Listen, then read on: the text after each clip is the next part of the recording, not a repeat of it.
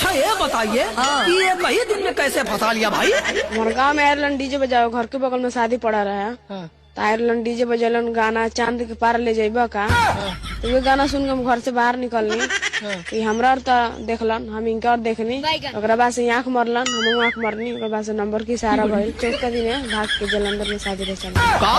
एक रतिये में चांद के पार ले गइल, डीजे वाला पिलावा हमार ले गइल। एक रतिये में चांद के पार ले गइल, डीजे वाला पिलावा हमार ले गइल। अच्छा तो ये बतावा कि तारा दिल में बसल मारे के दिमाग में? ये बसल वाला हमारा दिल के अंदर है, से भाग के कोई नहीं शादी जलंधर।